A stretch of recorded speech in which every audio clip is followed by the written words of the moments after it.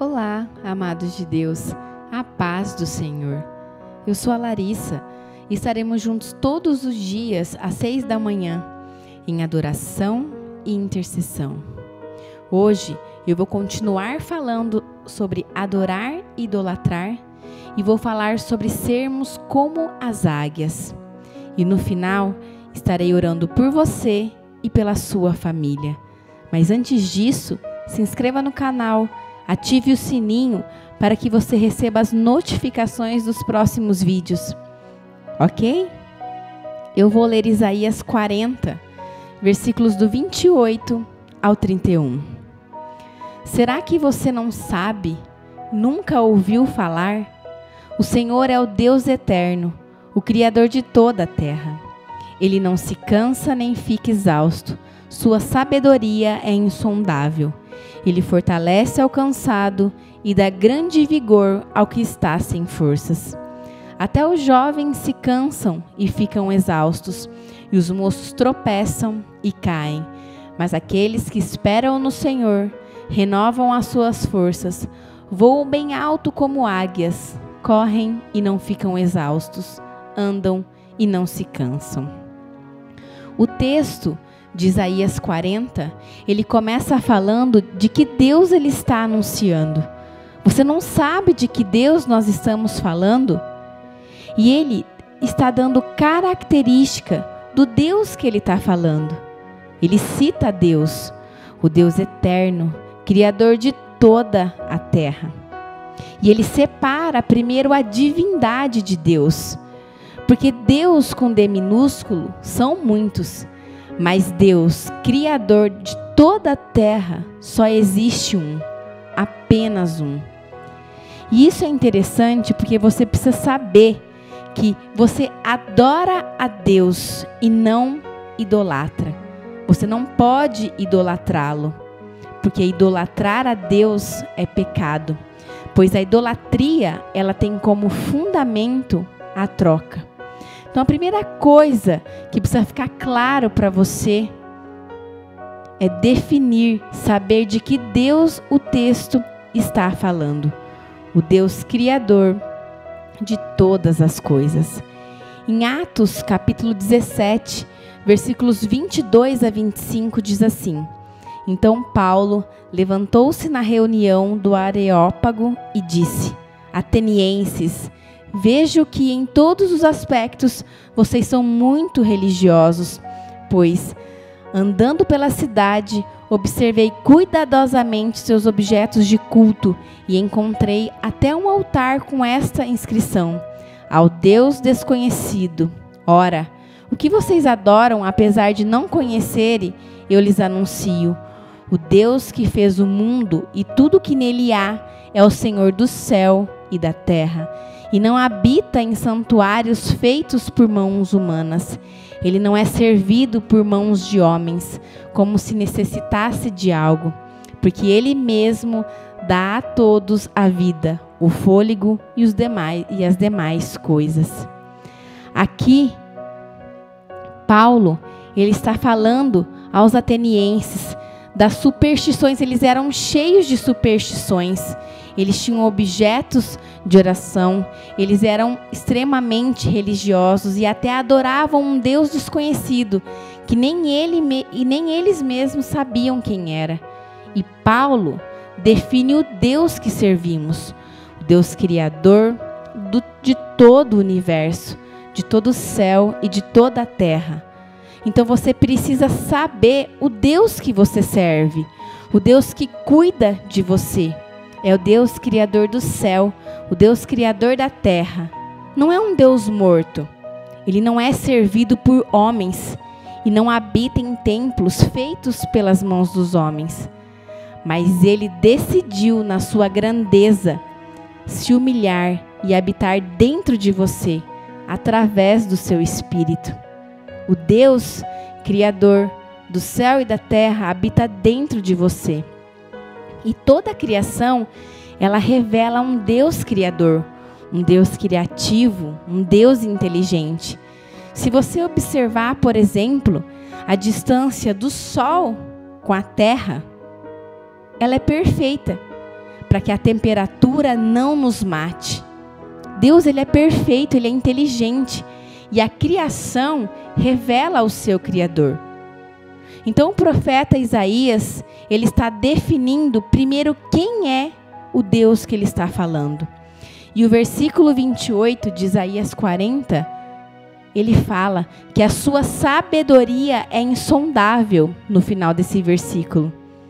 O Deus Criador é insondável o seu entendimento, é insondável a sua sabedoria. Por mais que você tente discutir, entender, jamais um homem ou uma mulher tão limitados como nós iremos entender a soberania de Deus. Os pensamentos de Deus são muito mais altos que os nossos. Nós não conseguimos saber como Ele faz tudo, ou por que talvez Ele permite algumas coisas você e eu passarmos. Nós somos limitados, nós não vamos conseguir entender. E muitas vezes nós temos perguntas para Deus. Talvez hoje você esteja com algumas perguntas para fazer para Deus. Por que será que aquela pessoa morreu, Senhor? Por que será que isso aconteceu comigo?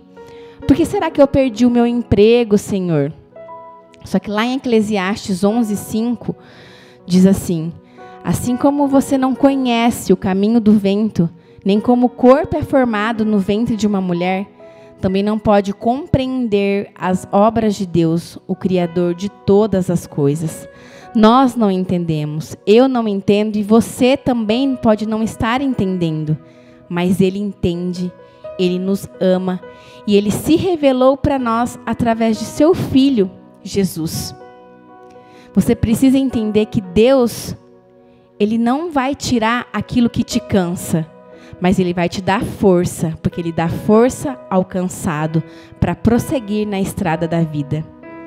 Não pense que Deus vai tirar de você a tribulação, não. Mas Ele vai livrar você no momento da tribulação. Ele vai com você na fornalha. Ele vai colher todas as suas lágrimas. Não pense que Deus, Ele vai tirar você do deserto. Não. Ele vai estar com você no deserto para te ensinar, para cuidar de você. Não pense que Deus vai evitar a sua dor. Não. Mas Ele vai estar com você no momento da dor. E o Espírito de Deus vai te consolar. E o versículo 29 de Isaías 40 fala que Ele fortalece ao cansado e dá grande vigor aos que estão sem forças. Ele dá força ao cansado, multiplica as forças do que não tem nenhum vigor. Deus nos dá forças, coragem, horizonte. Muitas vezes você tem buscado a sua força, o seu ânimo, a sua coragem em lugares ou pessoas que não podem te suprir. Em quem você tem buscado a sua força? Em quem você tem colocado o seu ânimo, a sua coragem? Quais são as coisas ou as pessoas que você tem tentado te suprir, que não seja Deus? Quais são esses deuses com D minúsculo que você tem buscado? Talvez você esteja buscando as suas forças em amores, ou em prazeres, ou em bens materiais. Como aquela samaritana, que a fonte de vida dela eram os amores. Ela já estava no 6º marido, que ainda não era dela. E aí a frustração será uma certeza na sua vida. E a frustração, ela é amiga de Deus, porque ela vai nos colocar na direção daquele que nunca nos frustra, que nunca nos abandona. A frustração, ela vai te colocar de novo na rota de Deus. Ela vai te reposicionar. Nós precisamos dar glória a Deus por todas as frustrações que nós temos passado. Porque talvez nós temos colocado a nossa esperança em algo que não é Deus. E aí Ele vai nos frustrar até que a gente volte para Ele. Em quem você tem colocado a sua esperança? Quem tem sido a sua fonte de vigor, a sua fonte de coragem? porque só existe uma fonte, o Deus eterno, Criador de toda a terra. E a frustração, ela é amiga de Deus. Ela vai te fazer voltar para aquele que você nunca deveria ter deixado. Amém? Vamos orar? Pai, em nome de Jesus, Senhor, eu quero te agradecer por essa oportunidade, Senhor, por mais uma manhã estarmos aqui reunidos em Teu nome. Obrigado pela Tua presença, Pai. Nos enche com a Tua presença, nos enche com o Teu Espírito, ó Pai, em nome de Jesus.